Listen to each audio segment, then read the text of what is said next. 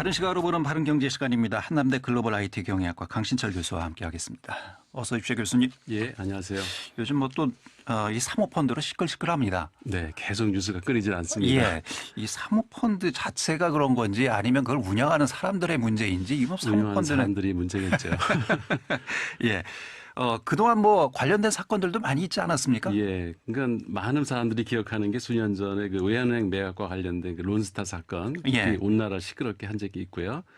작년에는 그 조국 전 법무부 장관 부인 정경심 씨가 코링크 사모펀드에 투자했다는 의혹이 이제 제기됐다가 모두 무혐의 판결이 난 적이 있고요. 예, 또 올해 초에는 은퇴 노령자들이 은행에서 권유하는 그 해외 사모펀드에 평생 모은 돈을 투자했다가 원금마저 날려버렸다는 그런 안타까운 소식이 있었는가 하면 최근에는 그 라임 옵티머스 사모펀드 그 자산운용사와 정관계가 연루되어 있다는 소문이 돌면서 예. 정치 공방으로 이어지기도 했죠. 그리고 가깝게는 투기형 사모펀드로 인해서 그 대전의 홈플러스 두 곳이 부동산 개발업자에게 매각이 되면서 예. 마트 노조와 이제 사측 간에 분쟁이 벌어지고 있고요. 예. 그리고 보니까 이 사모펀드가 여러 군데서 말썽을 부리긴 했나 봅니다. 이게 뭐 투기성 사모펀드 뭐 우리가 이제 대표적으로 알고 있는 것이 이제 앞서도 말씀하셨던 이 론스타 해외 예. 사모펀드잖아요. 예. 예, 우리나라 외환은행을 헐값에 팔고 자기들은 그만큼 이득을 좀 취했던 이런 사건들도 기억에 남고요. 근데 뭐 사모펀드 얘기를 많이 하는데 네. 정확하게 사모펀드가 어떤 개념인지 이 부분을 다시 한번 저희가 숙지를 좀 해야 될 것 같습니다. 이게 제가 경제 뉴스 이거 한다고 그러니까 어떤 예. 분이 묻더라고요. 사모펀드가 뭐냐고. 그래서 우스갯소리로 돈 많은 사모님들이 돈을 모아서 주식이나 부동산에 투자하는 거라고 이제 대답을 했는데 사실 틀린 말은 아니에요. 또 네, 돈을 모아서 어디에 맞습니다. 공동 투자하는 거를 뭐 이제 사모펀드라고 하는데 사모님들뿐만 아니라 네. 사장님들도 많이 하시죠. 그 이제 사모펀드는 공모펀드하고 이제 대립되는 말인데요. 공모펀드라고 하는 건 금융기관이 공개적으로 자금을 모집해서 수익 상품에 투자하는 기금을 말하는 것이기 때문에 이제 예. 은행 예금과 마찬가지로 법으로 엄격하게 규제가 되고 관리 감독을 받기 때문에 비교적 안정한 금융 기법입니다. 반면에 그 사모펀드는 돈 있는 사람들이 사적으로 돈을 모아서 일정 규모의 금액을 만든 다음에 공동 투자하는 금융 기법이기 때문에 아무래도 공모펀드에 비해서는 그러니까 법적 규제를 덜 받고 그다음에 감독기관의 감시도 덜 받기 때문에 공모펀드에 비해서 이제 수익률 변동이 심하고 위험성이 높다는 특징이 있습니다. 예, 자칫 잘못하면 원금까지 다 훼손할 네. 수 있는 이런 금융 상품이다 이렇게 이해를 하면 될 것 같은데요. 예.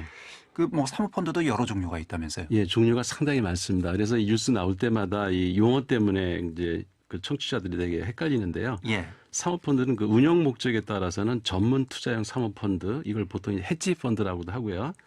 그 경영 참여형 사모펀드, 그래서 이걸 PEF라고 나누는데 이 펀드를 운영하는 회사를 이제 PE라고 보통 그 언론에서도 그 소개를 하더라고요. 예, 근데 이 PEF, 그러니까 경영 참여형 사모펀드가 이게 문제가 되는데요. 주로 특정 기업 경영에 참여하기 위해서 펀드를 조성하는데 대체로 그 회사를 사들인 뒤에는 3 내지 5년 뒤에 되팔아서 이익을 남기는 걸 목표로 합니다. 예, 그러니까 우리나라의 이제 대표적인 사모펀드 이런 식으로 운영하는 데가 MBK 파트너스 이번에 문제가 됐던 데고요. 이제 미국의 이제 론스타가 이제 그 대표적인 경우죠. 예. 이들의 논리는 뭐 주주들의 이윤을 극대화하겠다. 그렇죠. 예, 그러니까 반면에 그 헤지 펀드는 경영권과 관계없이 수익을 내는 데 주력하는 사모펀드라서 예, 주식뿐만 아니라 채권, 부동산, 금, 뭐 석유 등 뭐 수익률을 올릴 수 있으면 모든 게 다 투자 대상이 되는 게 이제 헤지 펀드라고 합니다. 예. 이 헤지펀드는 얼마 전에도 헤지펀드 관련 사고가 있었잖아요. 예. 예. 그 노령자들이 은행 말만 믿고 투자했다가 원금까지 다 날리는 이런 헤지펀드도 있었는데 맞아요. 이게 예. 우리 바른경제 시간에서도 한번 다뤘는데요.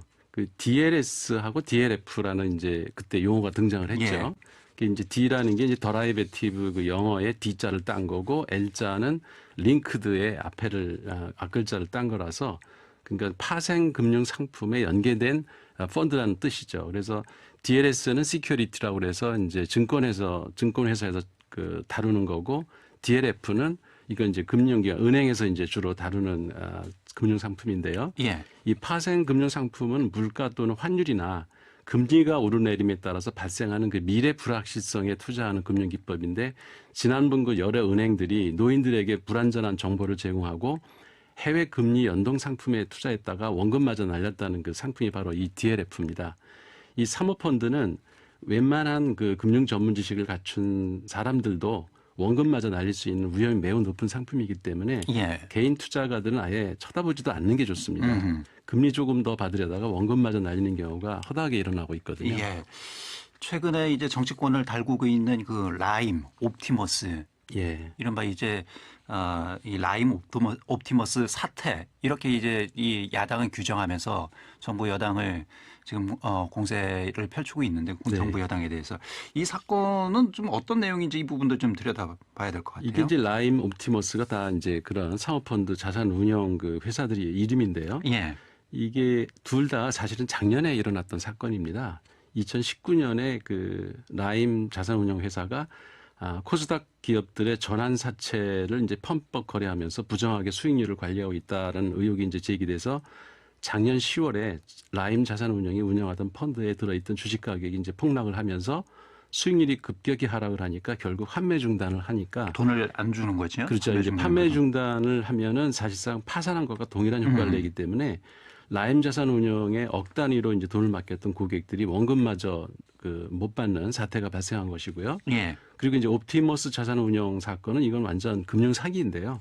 사모펀드를 2017년 12월부터 운영해서 판매하기 시작했는데 옵티머스사는 그 공공기관 매출 채권에 투자해서 연 3% 이익을 수익을 보장하겠다 이렇게 소개를 해서 뭐 여러 투자 증권 회사들이 이걸 믿고 고객들한테 이제 판매를 했는데 예. 사실상 공개기관에 투자한다는 말은 거짓말이었고 실상은 옵티머스사의 그 2대 주주인 이동열 씨가 대표로 있는 CPNS 등 그 비상장 기업들의 사채를 사는 데 쓰였고요. 사실상 이게 회사들도 다 페이퍼 컴퍼니들이었습니다. 예. 그래서 이 회사들은 투자금을 부동산 프로젝트나 뭐 비상장 주식, 코스닥 상장사 인수 합병하는데 이런 위험한 곳에 쓰였고 펀드 돌려막기에도 이용을 해서 심지어 그 김재현 옵티머스 운영 대표는 자신의 그 증권 계좌로 수백억 원을 횡령한 정황이 이제 금감원에 포착되면서 발생한 이 금융 사기 사건입니다. 예. 그러니까 이들 회사로부터 청와대와 여러 인사들이 그러니까 여권의 인사들이 로비 자금을 받았다 이런 의혹이 제기되면서 검찰이 이를 제대로 수사하지 않아서 이게 미수에 그친 거라고 야당에서는 계속 주장을 하고 있고요. 여당에서는 이건 다 사실무근이다 주장하면서 엄정하게 수사를 해서 진실을 밝혀야 한다. 그러니까 여당, 야당 다 지금 목소리를 높이고 있는 상태입니다. 예. 어쨌든 이제 검찰의 조사 결과를 좀 살펴봐야 될 것 같고요. 그 이후에 책임 문제를 좀 따져야 하지 않을까 싶긴 합니다. 네. 그 우리 지역도 지금 홈플러스 매각과 관련해서 이 사모펀드의 그 투기성 사모펀드죠, 이른바. 그렇죠. 예, 이런 논란이 지금 일고 있지 않습니까? 그래서 저는 이 사태를 접하면서 사모펀드의 두 얼굴을 보고 있다는 생각이 들었는데요. 예. 사모펀드에 돈을 투자하는 사람들 입장에서 보면은 어떻게 하든지 사모펀드가 잘 운영돼서 수익을 많이 내서 투자자들한테 이익을 돌려주면 좋겠다 이렇게 생각할 수가 이게 있고. 뭐 합법적인 투자잖아요. 그렇죠. 예. 반면에 또 사모펀드 운용사가 사들인 기업에서 일하는 사람들의 입장에서 보면은 그 경영 참여형 사모펀드와 같이 주식을 사들여서 3 내지 5년간 경영에 적극 참여해서 기업의 가치를 높인 다음에 되팔아서 수익을 챙기는 경우에 그 투자자들한테는 이익이 돌아가겠죠. 근데 반대로 그 인수합병 과정에서 발생하는 종업원들의 일자리가 불안정해진다는 문제가 발생할 수 있다는 게 이제 이번에도 드러난 거죠. 그래서 노동 단체에서는 이게 반노동적 네. 행태다 이렇게 지금 반발하고 있는 거고요. 네. 예. 그 원래 사모펀드가 이 벤처기업이나 주식 공모가 어려운 비상장 기업들에게 이 자금 조달을 용이하게 해주겠다라는 취지로 만들어진 거 아닙니까? 맞습니다. 그래서 예. 뭐 여러 나라에서도 지금 적극 이거를 권장을 하고 있고요. 예. 근데 사모펀드를 선의로 그렇게 이용을 하면 기업의 자금 조달을 돕고 경제 발전에도 도움이 되겠지만은 이를 악용하면은 그 론스탄 사건이나 이런 라인 옵티머스 사건처럼 사회에 악영향을 미칠 수도 있다는 것이죠.